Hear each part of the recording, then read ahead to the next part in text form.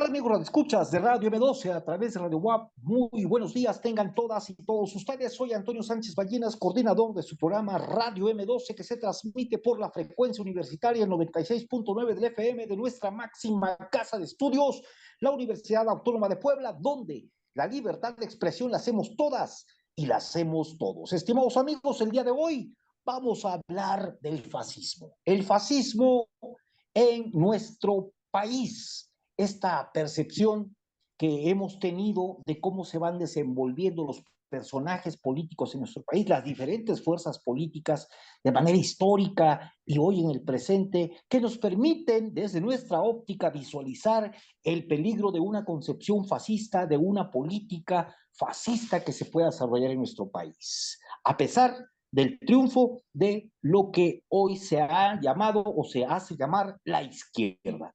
Yo diría, sí, la izquierda, pero una izquierda constitucionalista, una izquierda constitucional, digamos, en los márgenes de lo que establece las leyes para los partidos políticos. A partir de ahí podríamos hablar de una izquierda.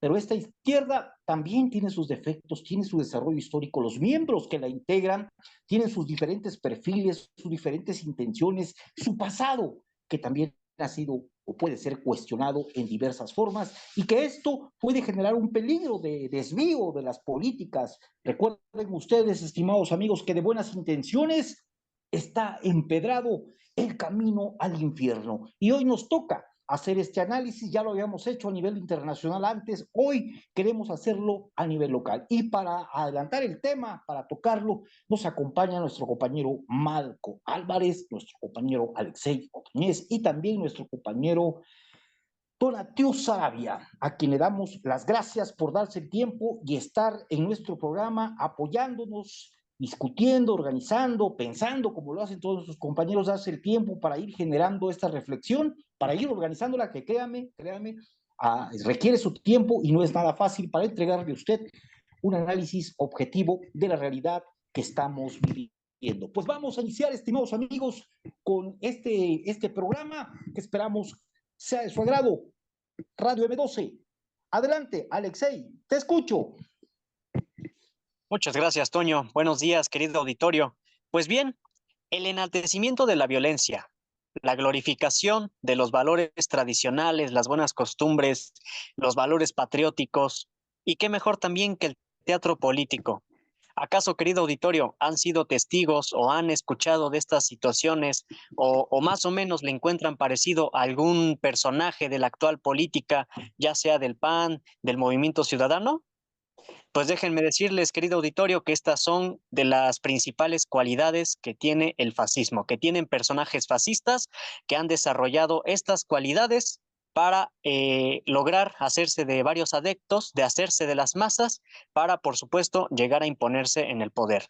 Pero bueno, quiero mencionar que esta, como lo mencionas, Toño, no es la primera vez que hablamos sobre el tema, incluso anteriormente hablamos sobre el fascismo en Argentina de Javier Milei, pero en ese programa recuerdo que un radioescucha, en específico un señor, me menciona, bueno, me preguntó, me dice, oye Alexei, está bien lo que mencionan, pero quiero saber qué es el fascismo. En palabras simples, ¿qué es el fascismo? Pues más que nada se trata de esta defensa por parte de la burguesía en defender la propiedad privada sobre los grandes medios de producción, ¿no? Esto hay que recalcarlo porque muchas veces dicen, repiten los medios de comunicación oficiales, los voceros de la derecha, que los socialistas, los comunistas, vamos en contra de tener casa, de tener del señor de la tienda, de todas esas cuestiones. Sin embargo, eso es un absurdo, ¿no? Porque en sí lo que se plantea en el modelo económico socialista es la colectivización de la propiedad privada, pero de los grandes medios de producción, como las minas, medios de transporte, vías de comunicación y todo lo que tiene que ver con la estrategia industrial a gran escala, ¿no? Entonces, lo que hace el fascismo es proteger este interés por parte de la burguesía. Si bien ha habido un proceso revolucionario en distintos países, o está por haberlo, o que incluso gobiernos progresistas que sí, que se dejen de tibiezas y que sí velen por los intereses de la clase trabajadora, como el de en su momento de Hugo Chávez en Venezuela, de Nicolás Maduro, de Daniel Ortega en Nicaragua y demás gobiernos, amenacen estos intereses, ¿no? ¿Cómo hacemos para quitarlos? Mediante golpes de Estado, mediante golpeteos mediáticos y cuestiones que van por ese estilo, ¿no? Ejemplos los tenemos de sobra, como el de Chile en 1973, ¿no? Y bueno, ahora vamos a ver de dónde viene el fascismo, cuál es su historia. Eso es lo que quisiera tocar en mi siguiente participación, pero lo que quiero amarrar es que el fascismo es toda aquella expresión violenta para garantizar que no se toquen los intereses de la burguesía cuando hay un proceso revolucionario o cuando ven ellos amenazados sus intereses de una manera profunda. Gracias, gracias Alexei por tu comentario. Te escucho, Tonatiu. Hola amigos, hola amigas, buenos días. Saludos a todos. Bueno, una vez más aquí con ustedes acompañándolos. Vaya, es bien amplio el tema. Tenemos que estar actualizando constantemente este tema del fascismo porque, como ya lo habíamos comentado, a veces se vuelve habitual y se deja de dimensionar y sobre todo en esta habitualidad también tendemos a llamar fascista a cualquier persona. Y vaya, eso es sumamente peligroso porque en cuanto estemos con verdaderos fascistas, no nos vamos a dar cuenta, ¿no? Es como cuando metes toda la rana al agua, que está fría y la pones a hervir, pues no va a saltar inmediatamente porque se va a ir atemperando a la temperatura hasta que se cuece y se muere. Pero si lo metes ya en un balde de agua hirviendo, pues evidentemente la rana va a saltar, ¿no? Porque se va a dar cuenta de este cambio tan brusco de temperatura. Es una analogía que quiero poner. Enzo Traverso tiene mucho trabajo, muy serio, una investigación sobre los fascistas, ¿no? Desde Mussolini y todo eso. Aquí nosotros tenemos que hacer remembranza en nuestro país, que como tal no han habido todavía grupos con mucha fuerza de este corte. Sin embargo, se han tenido influencia, han tenido toma de posiciones de poder y toma de decisiones. El programa pasado platicábamos de los camisas doradas, que como bien dijo Marco, fueron confrontados por los camisas rojas. Hay una comparación, un trabajo interesante de Pedro Salmerón, de cómo hubo comunicación entre el gobierno de Plutarco Elías Calles con la Italia fascista, ¿no? Bueno, con los inicios de la Italia fascista. Y desde ahí podemos ir ubicando nosotros esta génesis, este huevo en la serpiente que se ha venido dando. Ya habíamos dicho algunos rasgos del fascismo. Alexei los acentúa. Tenemos también que poner la xenofobia, la discriminación por raza, ¿no? Los fascistas siempre van a odiar al extranjero, por lo general, y van a generar un enemigo público, pero es al extranjero pobre, ¿no? Al extranjero rico, pues sí quieren que vengan a sus países o que vayan a los países que necesitan que vayan. Y aquí en México lo hemos visto mucho, hemos visto cómo los panistas principalmente, las organizaciones como el Yunque, los Tecos, el Muro, han tenido su génesis y, en el fascismo, en el nazismo, ¿no? Ya es todavía un poco más extremo el nazismo. Incluso se ha documentado en medios de comunicación cómo algunos políticos panistas han hecho ceremonias nazis, le han rendido culto a Hitler. En México existe un partido nacional socialista que son minoría actualmente. pero ahí están. Eso es como que algo burdo, grotesco. También la semana pasada se hablaba de Gilberto Lozano, ¿no? Este tipo de personas. Y bueno, para un poco redondear, creo que la expresión máxima en la toma de decisiones que hemos tenido con tintes de corte fascista es en la guerra contra el narco que inició Felipe Calderón, que inició con el Michoacanazo, el operativo que se hizo de Tijuana Seguro, y bueno, todo este mar de sangre en el que sumió a nuestro país, ¿no? Y yo creo que más adelante vamos a poder ahondar en eso, porque eso nos tiene el día de hoy aquí en este punto político en el que está el país. Correcto. Te escucho, Marco Álvarez, adelante. Bueno, se han mencionado tanto en la semana pasada como ahorita algunos conceptos que creo que es importante ir también, digamos, creo que haciendo un análisis más allá de esa cuestión como más facilona de decir, por ejemplo, si aquí dijéramos en México las raíces del fascismo, pues como que nos vamos hacia un lado solamente, ¿no? Hacia, digamos, lo más evidente, que sería la cuestión del catolicismo, la cuestión de lo tradicional. Mencionaba, por ejemplo, Alexei, una cuestión de los rasgos de ese tradicionalismo. Sin embargo, hay que decir que, o sea, es muy contradictorio, es muy dialéctico el proceso del fascismo, porque es, por un lado, digamos, se basa en cosas muy tradicionales, pero también en cosas muy modernas, porque siempre está defendiendo las contradicciones que da el capitalismo, ¿no? En sus fases más avanzadas y que en sus fases de descomposición. Entonces tiene esas dos componentes, ¿no?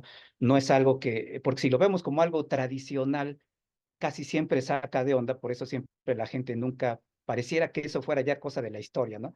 Y que eso ya quedó y que es imposible que regrese porque ya logramos las democracias, logramos determinados formas de contrato social, político, etcétera, y entonces, pero se siguen expresando, ¿no? El fascismo se sigue expresando. Entonces, en realidad relacionarlo más bien con el capitalismo, pero el capitalismo no se da en forma pura en las sociedades, sino que viene o sea, el capitalismo tiene que ver en qué ideologías, en qué formas culturales, de cuáles se puede enmascarar más fácilmente en algunos momentos dados históricos para que le permitan un control, mayor acumulación de riqueza, incluso luchar contra las formas que tienden a el cuestionamiento histórico del sistema global como tal, del sistema planetario capitalista. Y de hecho así surgió el fascismo. Bueno, etimológicamente pues viene, ¿no? De eso que se dice que ven que el fascismo en Italia hablando de lo tradicional, se basa en esas glorias pasadas para convencer a las masas de por qué luchar, ¿no? Las glorias pasadas del Imperio Romano, entonces se basa en un símbolo que era como que algo que utilizaban los lictores, que eran unos funcionarios que cuidaban a políticos, a magistrados, etcétera, que eran como una especie de policías o guaruras, y que eran las fases, pues eran muchas varas, ¿no? Unidas y que tenían incluso al centro, tenían una hacha, entonces era un arma, como que simbolizaba la unión que hace la fuerza, pero a la vez, pues para controlar. Entonces, lo que a veces no se plantea es de que en realidad el antídoto o la antítesis conceptual histórica de lo que es el fascismo, que se basa en los nacionalismos, es en realidad el internacionalismo proletario. Alguien podría decir, bueno, ¿de dónde diste este salto? En realidad, incluso si nos damos cuenta, ahorita mucha gente y aquí en México pareciera que hablar de nacionalismo es hablar como de algo de izquierda, algo progresista, etcétera. No necesariamente, ¿no? Porque incluso ahí, por ejemplo, cuando a veces no se dice que el mismo Mussolini estuvo en el Partido Socialista Italiano, ¿no? Y que fue expulsado precisamente, se da una pugna ahí, porque si recordamos, en 1914, que está en la Guerra Mundial, la Segunda Internacional, que era, digamos, los que daban línea a los partidos socialistas, pues ya estaban muy vendidos. Entonces, cuando surgen esas pugnas imperialistas, entonces hay la discusión en los países, también las fuerzas socialistas, decir, bueno, ¿qué tienen que hacer los obreros? ¿Vamos a luchar en esa guerra o no? Y entonces precisamente ahí en Italia se da de que en la Segunda Internacional se dice, bueno, el Partido Socialista se opone a esa línea y entonces lucha por la emancipación de los trabajadores, no por entrar a las luchas imperialistas. Y Mussolini va por la línea de ese nacionalismo, pero que estaba sirviendo a esas guerras imperialistas. Entonces, por ahí empieza su origen y su pugna de fondo con el socialismo y con el internacionalismo proletario. Correcto. Bueno, pues ahí están las primeras intervenciones de nuestros compañeros. Estimados amigos, estamos aquí en Radio M12 platicando acerca de lo que es el fascismo en nuestro país. Vamos a ir a un corte, estimados amigos. Vamos a un corte y volvemos.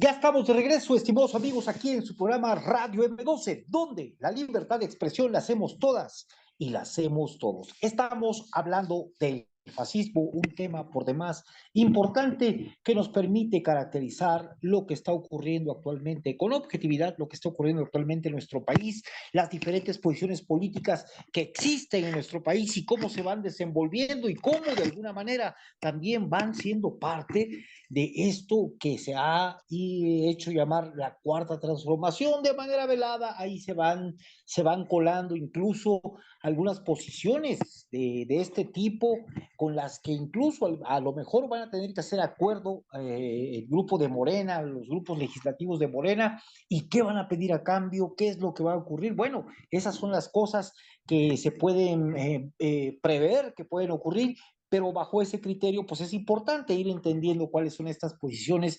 Y para esto, bueno, estamos platicando aquí con nuestros compañeros Alexei Sotoñez, está con nosotros Tonatiuh Sarabia y Marco Álvarez. Alexei, te escucho. Muchas gracias, Toño. Bueno, Faciti Combattimento. Ese es el nombre original del fascismo cuando surge en Italia en 1919, para ser específicos, el 23 de marzo de aquel año.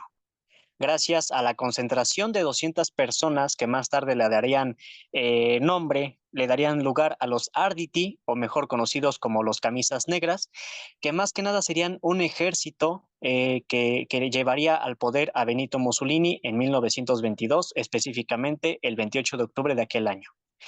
¿Y por qué digo, bueno, por qué traigo a colación esto de que era un ejército? Pues porque muchas veces los grupos fascistas surgen al margen del Estado. No es el mismo Estado quien los crea, sin embargo, pues es el Estado quien también sí los utiliza, ¿no?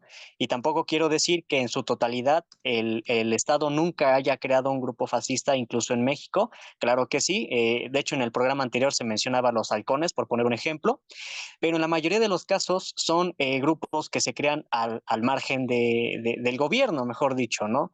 Para garantizar esta protección a los intereses de la burguesía nacional y transnacional. En el caso mexicano, surgen en los años 30, en los años 20, incluso hubo un partido fascista que duró 2 años, y pues se fue fortaleciendo esta ideología en los años 30 a raíz de las reformas, de las expropiaciones que estaba llevando a cabo el gobierno nacionalista mexicano revolucionario de Lázaro Cárdenas, ¿no? Pero estas expropiaciones no eran para concentrarlas en las manos de los trabajadores, sino para echar en pie la industria que durante el porfiriato no se había desarrollado en México, ¿no? Sin embargo, pues estas cuestiones desplazan a la burguesía que en su momento se sintió acobijada por el porfiriato, que en estos años ya no le tocaba nada, ¿no? Ya no le tocaba nada de la industria, del desarrollo industrial. Y pues bueno, podemos ver los ejemplos de los grupos fascistas de los años 30, como los Camisas Doradas, como lo comentan, pero aparte de la violencia, aparte del enaltecimiento de la violencia, también tienen herramientas de agitación. Una de ellas fue el periódico La Reacción, el cual funcionó de 1938 a 1945, que extrañamente, después de la derrota de los regímenes fascistas de la Segunda Guerra Mundial, muchos de estos dirigentes optan por quemar la mayor parte de los panfletos y periódicos de La Reacción, ¿no? ¿Con qué objetivo? ¿Acaso se querían deslindar de los regímenes fascistas que habían perdido la guerra? querían hacer ver a la gente que ellos eran alternativa ante el gobierno del PRI.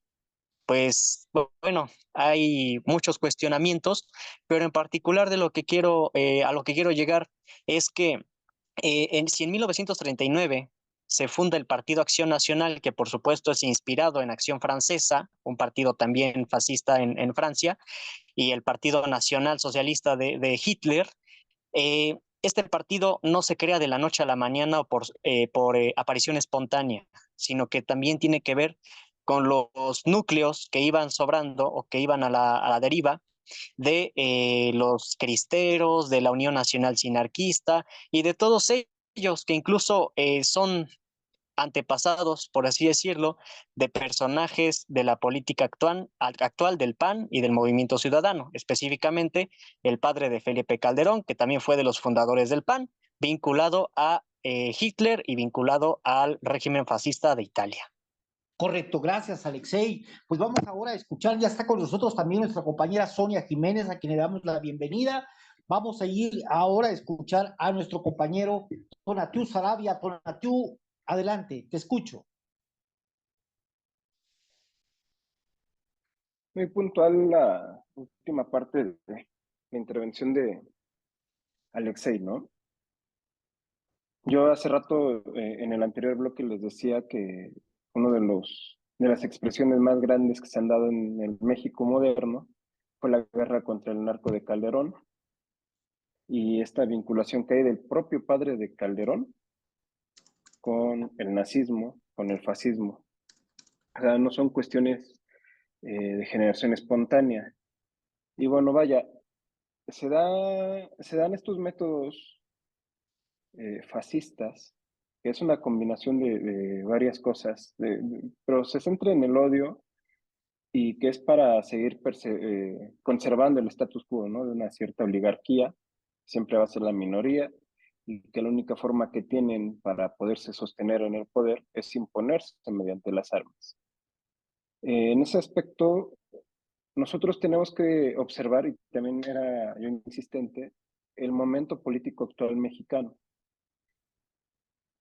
Ya en América Latina hemos venido viendo cómo se va cambiando de lo que se le llama una izquierda institucional o una izquierda dentro de los marcos del sistema, etc., como lo queramos decir, pero que es algo que no está enteramente alineado a los intereses del imperio estadounidense.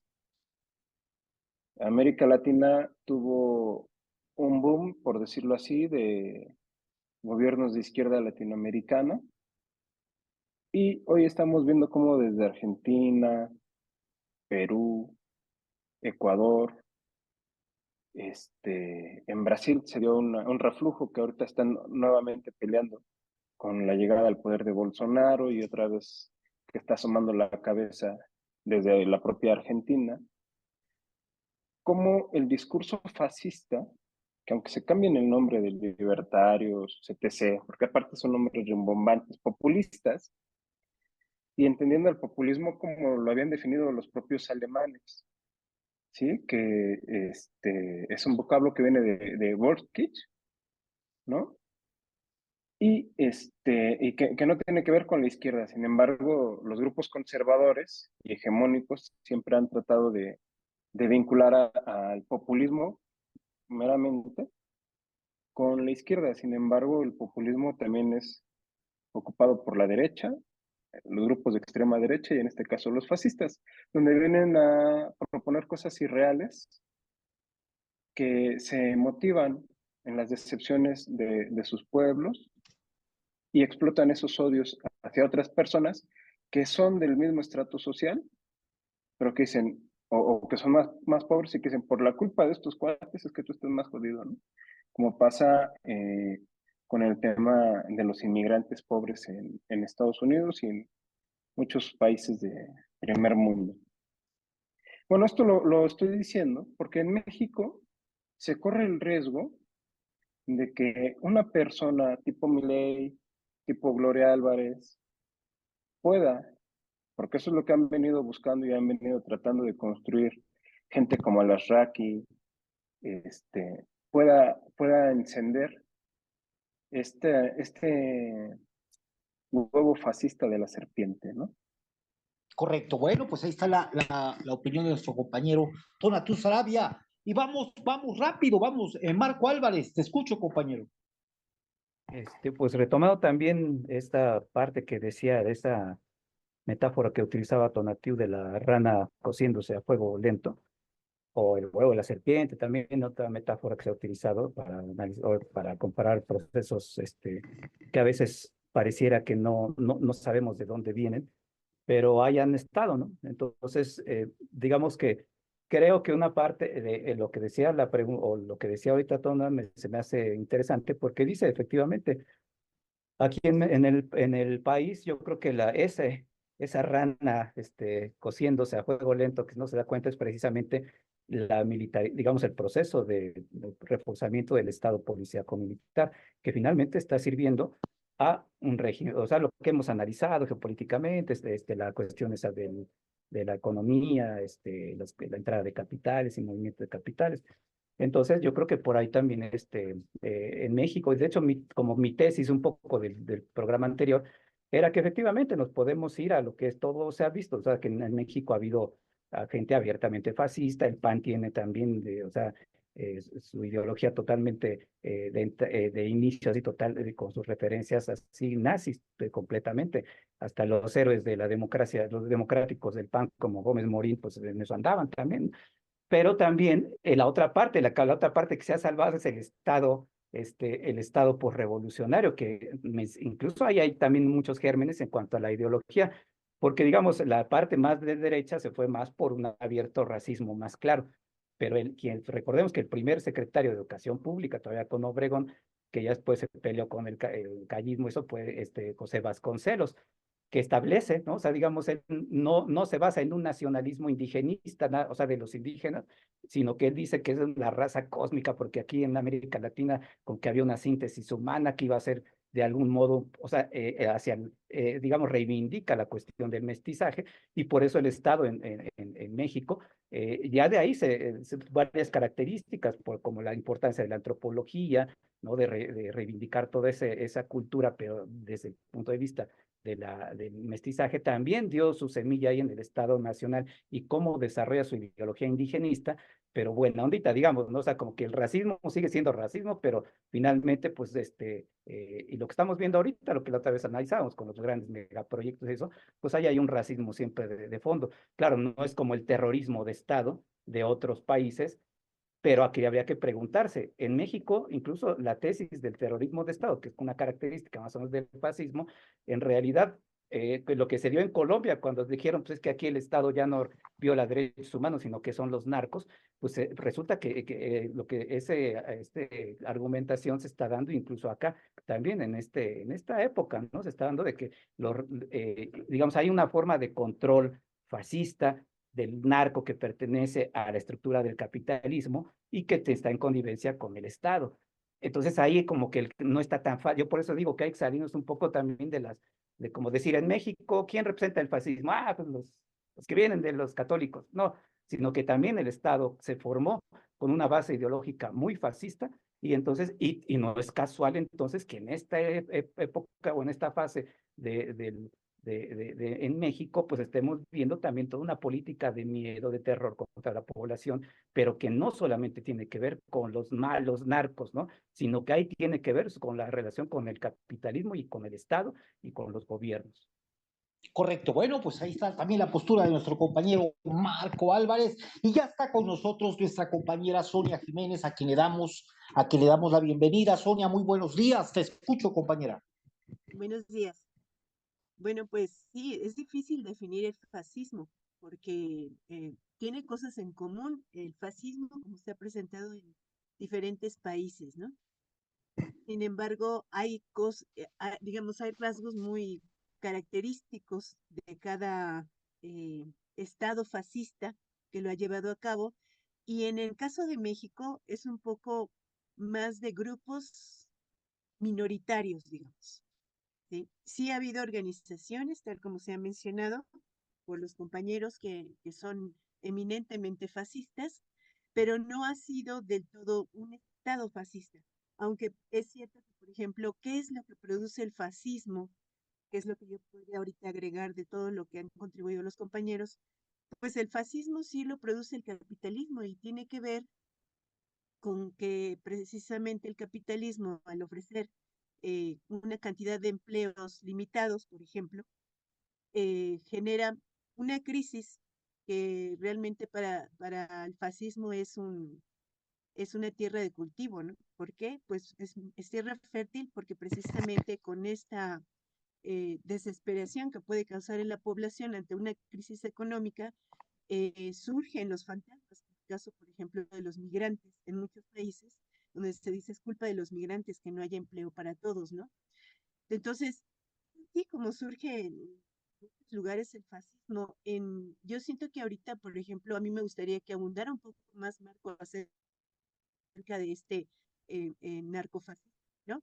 Porque yo no estoy del todo de acuerdo en que haya un narcofascismo en el país, aunque sí es cierto, también estoy en eso sí estoy de acuerdo, porque así lo marca también la historia, en que rasgos fascistas en la historia de nuestro país sí hubo, ya mencionaba Vasconcelos, mencionaron también al papá de Felipe Calderón, eh, pero digamos de tiempos también diferentes, pero de todos modos no fueron ellos los que llevaron este estado fascista, ¿no? Que, o sea, no se pudo propagar como en otros países, aunque sí tenían ellos rasgos fascistas, aunque sí colaboraron incluso con revistas, ¿no? Donde reivindicaban el nazismo, así fue con Vasconcelos, por ejemplo, ¿no? ¿Cómo se llamaba la revista? Entonces, digamos, esto sí ocurrió, sí Vasconcelos es reconocido como una persona que apoyaba el nazismo, y que incluso la leyenda que lleva la UNAM de por mi raza hablará el espíritu, pues tiene que ver con esta idea de la raza cósmica que mencionaba un poco Marco Álvarez, ¿no? En donde el mensaje no se plantea de una manera como se plantea ahorita de una diversidad que reconoce, sino un mestizaje en el que, por ejemplo, los pueblos indígenas debían someterse a este mestizaje, ¿no? Introducirlos de manera forzosa, no así el reconocimiento de su historia, de sus formas de comunicación y organización. Correcto, gracias Sonia, Sonia Jiménez, nuestra compañera, donde aquí en Radio M12, en Radio WAP, la revista de la que haces mención, si no mal recuerdo, se llama Timón. Timón. Vamos a ir a un corte, estimados amigos, vamos a un corte y volvemos.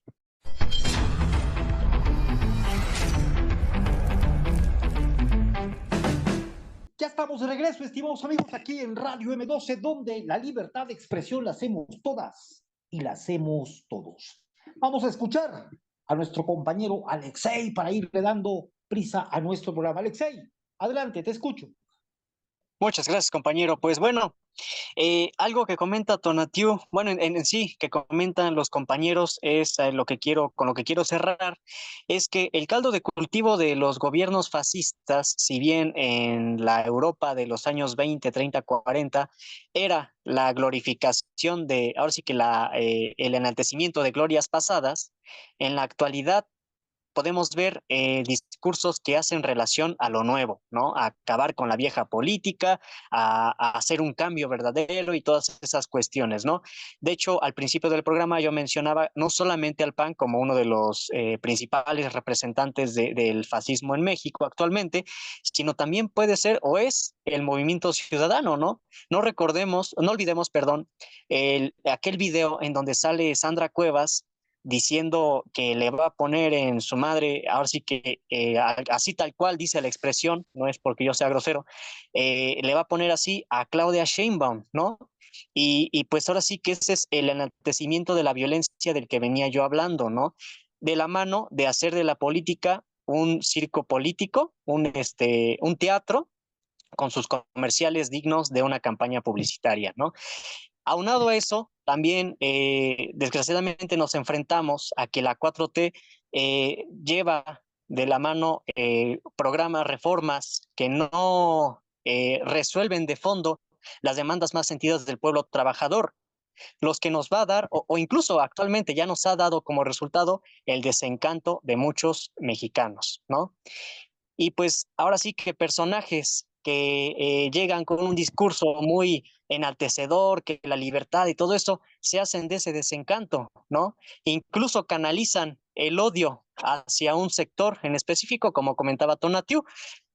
Quiero recordar el programa en el que hablábamos de Argentina, en la Argentina de Milei hace tiempo, donde hice mención sobre un libro que se llama El giro emocional de la historia, escrito por una antropóloga, si no mal recuerdo, de nombre Sara Ahmed, donde hace mención de, aparte de cómo se sentía la gente, una interpretación de cómo se sentía la gente en distintas épocas de la historia, cómo es que el fascismo canaliza las emociones primitivas de la humanidad, tales como el miedo, el odio, el resentimiento, hacia una población en específico, ¿no? Incluso poniendo el ejemplo de Hitler, ¿no? Muchos se preguntan, oye, ¿por qué Hitler se ensañó contra los judíos? Bueno, no solamente eran los judíos, sino también era todo aquel opositor que no entrara en el molde de la sociedad perfecta de Hitler, ¿no? No es porque incluso se llega a mencionar que era porque le tenía un resentimiento porque no lo dejaron estudiar arte. No, no, eso no es cierto, ¿no? Sino que él aprovechó la circunstancia del antisemitismo que había en la Europa después de la Primera Guerra Mundial para canalizarlo y llegar a imponerse en el poder en Alemania en 1933. Así como Hitler, así como Mussolini, los personajes fascistas canalizan el odio, el resentimiento, el descontento ahora sí que para hacerse del control de las masas, ¿no? Y así poder llegar al poder y pues llevar a cabo proyectos que defiendan, una vez más lo repito, los intereses de la gran burguesía nacional e internacional. En pocas palabras, el fascismo es la degradación más fuerte de la humanidad. Correcto, gracias, Alexei. Estamos ya cerrando el programa. Tonatiu, te escucho, compañero.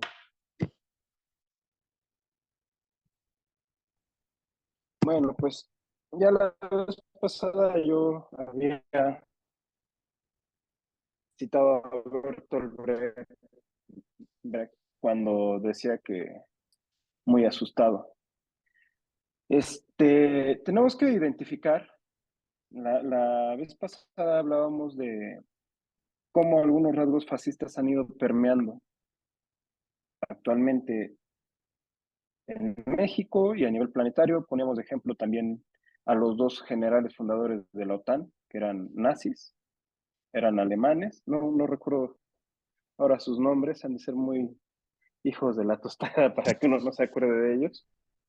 Y damos el ejemplo también de cómo se creó el grupo del narcotráfico de los Zetas, ¿no? Ellos venían eran GAFES, que era el grupo aeromóvil especial, era era el mejor grupo del ejército mexicano, van a una capacitación a Estados Unidos, regresan a México y se desertan. Y terminan trabajando para primero el cártel del Golfo y después ellos fundan su propio cártel, que sirve mucho para la narrativa de Felipe Calderón para poder llevar a cabo la guerra contra el narcotráfico. Y vemos cómo la violencia extrema crece, y crece principalmente en las zonas populares, donde se genera un ámbito de terror entre las masas, de desmovilización, de mayor control policíaco. A gritos, partes del pueblo mexicano pedía que el ejército interviniera a sus comunidades, se establecían estados militares. Y bueno, pues se vieron muchos rasgos del fascismo. Nosotros hasta el momento no hemos dicho, o mejor dicho, hasta el momento reconocemos que un grupo hegemónico no ha podido implementar el fascismo en México.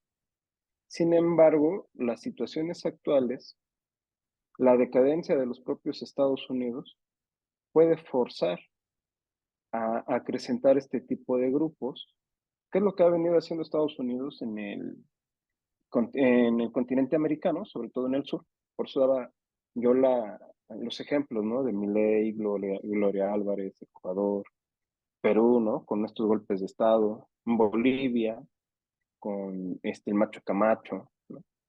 Que de alguna forma se logró recuperar el poder por parte del grupo de Evo Morales, pero otra vez les intentaron dar otro golpe de Estado y así van a estar.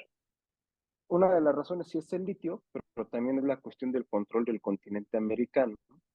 Ante esta decadencia que está sufriendo Estados Unidos. Entonces, es algo que yo digo que tenemos que observar, porque es muy probable que en México se le dé aire, se le dé fuerza, tanto por parte de el capital nacional como de los grandes capitales internacionales, a grupos de estas características que sean capaces de confrontar directamente con violencia, con métodos de propaganda, de guerra de propaganda, que ya lo han hecho, a todo lo que está ocurriendo hoy en nuestro país. Entonces, vaya, da mucho para la reflexión, pero nosotros nos quedaríamos por el momento con esto. Correcto. Cito nativo en 1961 fue nombrado por la OTAN al general Adolf Bruno Hüsinger como jefe de su poderoso comité militar, dice, en Washington. Y es claro que este señor era el tercero en la línea de mando en Alemania con Hitler, o sea, no era cualquier cosa. La OTAN está comandada realmente por nazis. Y el nombre de este general del que hablabas es Adolf Bruno Hüsinger. No sé si mi alemán esté bien pronunciado, pero bueno, ahí, así es como se llama. Marco Álvarez, te escucho.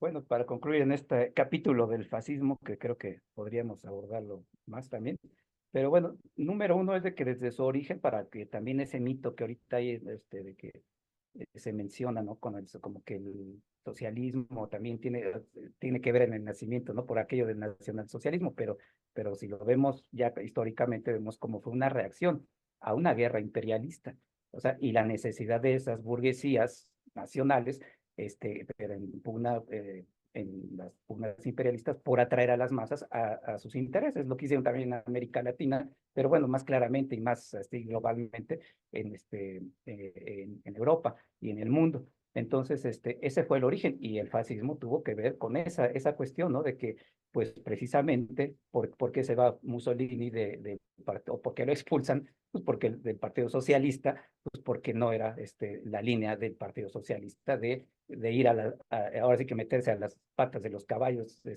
y que el proletariado fuera carne de cañón. Entonces, realmente la oposición, el concepto histórico o internacionalismo proletario contra el fascismo en realidad, porque si tú eres internacionalista y lo llevas a sus consecuencias, pues evidentemente cómo vas a ver al otro como un problema, ¿no? Como algo que no, al contrario, lo vas a entender, lo vas a querer, lo vas a comprender, vas a luchar, vas a sentirte, pues ahora sí que como un ser humano, ¿no? O sea, no puedes ser xenófobo, ¿no?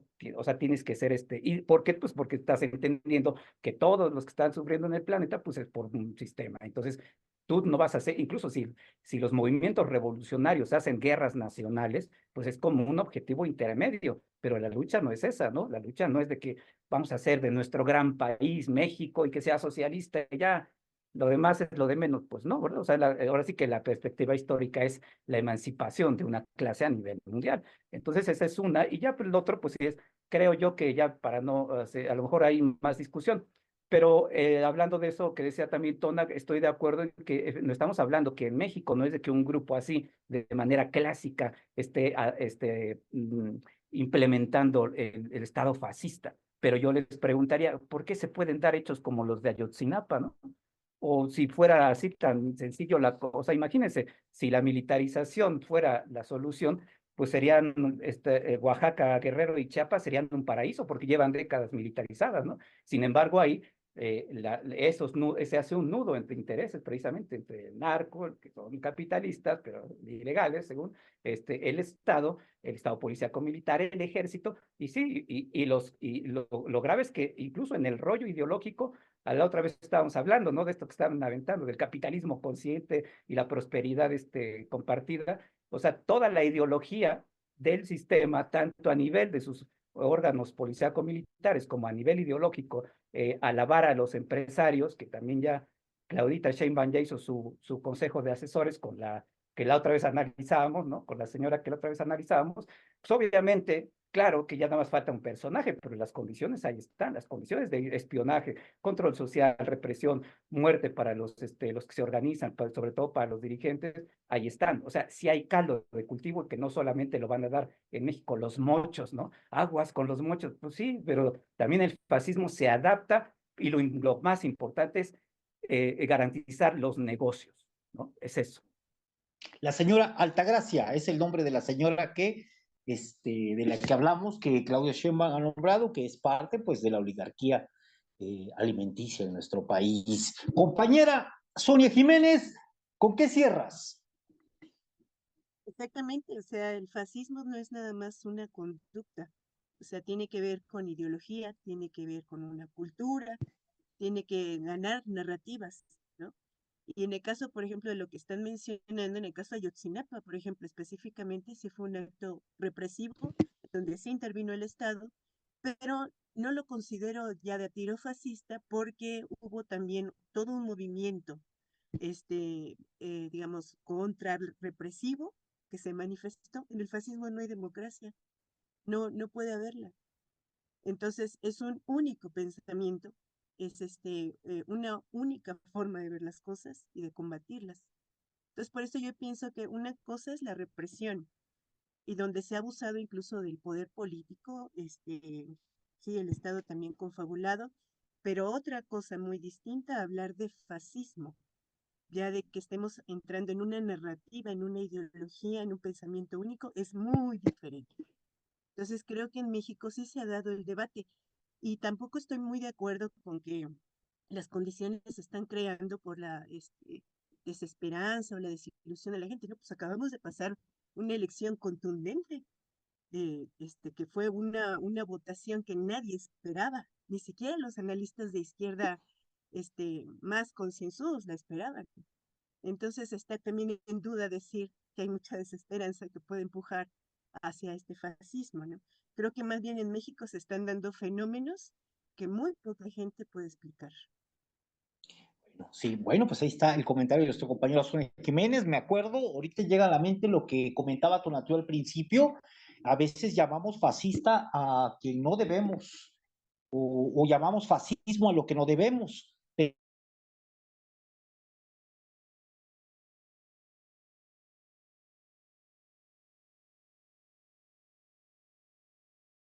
Ir analizando estas situaciones porque las cosas se van creando, se van dando, aunque estoy de acuerdo que no puede ser exactamente caracterizado como fascismo tal o cual conducta, tampoco puede dejarse de ver, aunque parezca una contradicción, pero es una contradicción sana, plantear que también ciertos elementos pueden ir abonando o pueden ser manifestaciones del fascismo en ciernes. Tenemos en Chiapas más de la mitad de la población en pobreza. Eso es algo real y son cifras oficiales, no son las cifras de Julio Volvini. Tenemos más de 3 millones de pobres en Chiapas. Tenemos menos en Oaxaca.